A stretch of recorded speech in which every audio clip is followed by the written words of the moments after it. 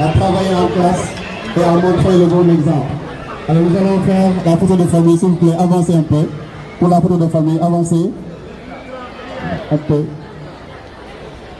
Voilà. Avec le président du primaire et du secondaire pour la photo de famille. Le petit.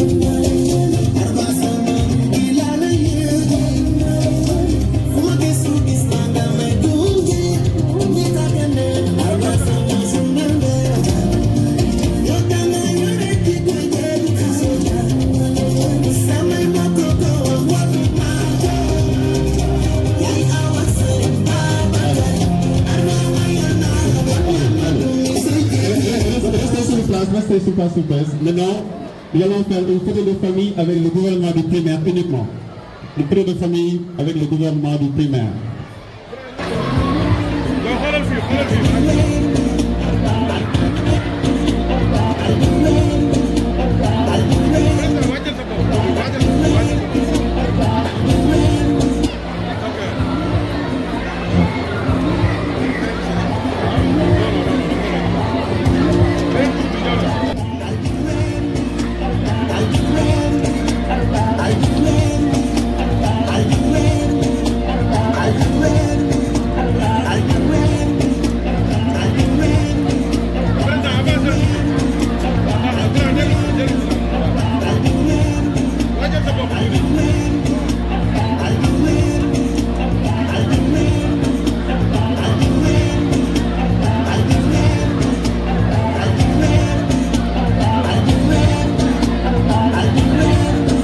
Voilà, merci beaucoup. Nous applaudissons encore une fois. Merci à nos chers présidents et ministres du gouvernement scolaire d'école Anne-Marie Jamboué. Merci beaucoup. Alors, nous allons poursuivre la cérémonie et nous allons remettre la parole au président du Conseil constitutionnel, M. Francis Dour.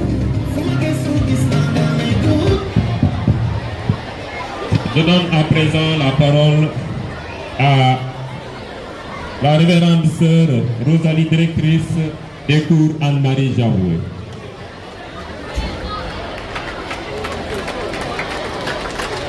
On applaudit la sœur, s'il vous plaît. C'est Rosalie, directrice du secondaire, du collège et du lycée.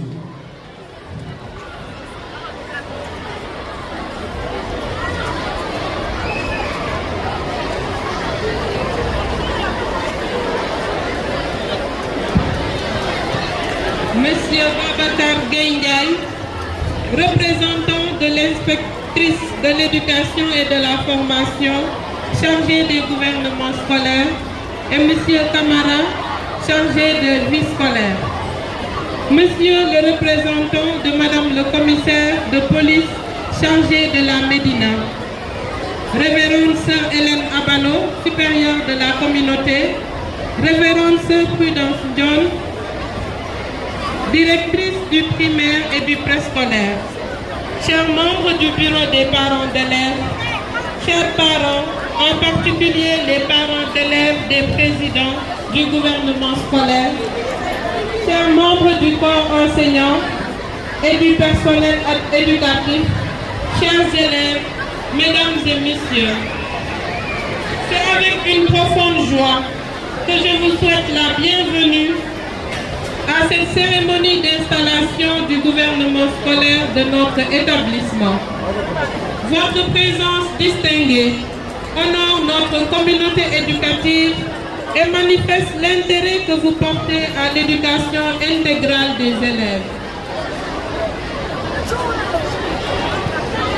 Cette cérémonie n'est pas un simple rituel administratif. Elle est un acte éducatif fort, un moment où l'école choisit de faire confiance aux élèves, de leur donner la parole et de les associer concrètement à la vie de la communauté scolaire. En installant aujourd'hui le gouvernement scolaire, nous affirmons que l'école n'est pas seulement un lieu d'apprentissage, mais aussi une école de citoyenneté, de responsabilité et de leadership au service du bien commun. Chers élèves, tout particulièrement vous, messieurs les présidents du gouvernement scolaire, la mission qui vous est confiée est noble et exigeante. Être président, ce n'est pas exercer un pouvoir, mais assumer un service. Vous êtes appelés à être la voix de vos camarades, à porter leurs préoccupations avec respect et discernement, à favoriser le dialogue, la paix et la cohésion au sein de l'établissement. Votre mission sera de promouvoir le respect des règles et des valeurs de l'école, encourager la discipline librement consentie et le sens du devoir, être un artisan de paix, un médiateur dans les conflits, travailler étroitement avec l'administration, les enseignants, les autres responsables d'élèves. Donnez l'exemple par votre comportement, votre langage, votre engagement et votre sens du service. Souvenez-vous que le vrai leader n'est pas celui qui se fait servir, mais celui qui sert avec humilité. Votre autorité naîtra de votre sens de l'écoute, de votre justice, de votre respect des autres et de votre capacité à rassembler. À vous, chers parents, merci pour la confiance que vous nous accordez. Votre présence aujourd'hui est un signe fort de votre engagement aux côtés de l'école. Au corps enseignant et au personnel éducatif, je dis ainsi pour votre accompagnement constant. Votre rôle est déterminant pour guider les jeunes leaders, les encourager et parfois les corriger avec bienveillance. Enfin, je remercie vivement les autorités administratives et sécuritaires ici présentes. Votre soutien rappelle à nos élèves que l'école est un lieu où s'apprennent les valeurs de la République, du vivre ensemble et du respect des institutions. Que cette nouvelle équipe du gouvernement scolaire soit un instrument de paix, de dialogue et de responsabilité, et que Dieu bénisse notre établissement, nos élèves et tous ceux qui œuvrent pour leur servir. Je vous remercie de votre attention. Merci beaucoup. Merci. Je donne la parole à présent aux représentants du bureau des parents d'élèves. Voilà, nous appelons M. Diallo. Sous vos applaudissements, s'il vous plaît, M. Diallo, le représentant du bureau des parents d'élèves des cours Anne-Marie Javot. Je vous remercie. Chers élèves, votre attention s'il vous plaît. Chers élèves, nous vous demandons de garder le silence s'il vous plaît. Vos parents s'adressent à vous, donc écoutez bien ce qu'ils vous disent. Merci. Madame la directrice, Mesdames, Messieurs les invités, vous m'épargnerez de citer toutes les personnalités invitées. Parce que mon message s'adresse aux élèves. Mon message s'adresse à nos enfants. Aller à l'école n'est pas une punition. C'est une chance. Aller à l'école, c'est semer une graine qui demain germera. et vous ouvrira toutes les portes du monde. Ne pas aller à l'école dans ce monde qui est extrêmement difficile, qui est de plus en plus difficile, où rien ne vous est donné. Rien ne vous sera donné dans ce monde. Avoir un diplôme ne vous garantit rien du tout. Il faudra nécessairement apprendre un métier, mais surtout apprendre à réfléchir et à régler des problèmes, sans quoi vous allez compromettre votre avenir. Vos parents se sacrifient pour vous payer une scolarité qui n'est pas à la portée de toutes les bourses. Rendez-les fiers en ayant des résultats à la hauteur de leur sacrifice. Au Sénégal, on a l'habitude de dire, et c'est malheureux, li yomb du yomb. En français, ce ne sera pas facile. Qu'est-ce qui est facile dans la vie? J'aimerais bien le savoir. Qu'est-ce qui est facile dans la vie? Même manger n'est pas facile. Respirer n'est pas facile. Aller à l'hôpital.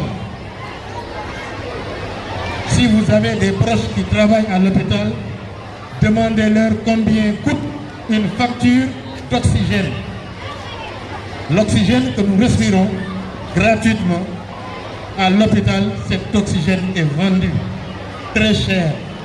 Et beaucoup de personnes sont décédées pendant la pandémie du Covid par manque d'oxygène. Et pourtant, le Tout-Puissant nous donne cet oxygène gratuitement. Alors, il faut bannir de votre vocabulaire la facilité. Rien n'est facile dans cette vie. Il faut vous battre. Mais vous vous battez avec vos cahiers, vos livres. Je ne vous dis pas de laisser les téléphones portables. Non. Vous devez vivre votre monde, mais il ne faut pas que le téléphone portable vous dicte la conduite à tenir. Utilisez l'Internet, mais intelligemment avec la tête. Lisez. La connaissance se trouve dans les livres. Ça ne se trouve nulle part ailleurs. Internet ne vous éduquera pas. Que Dieu vous garde. Merci et à demain. Merci. Je donne à présent la parole au représentant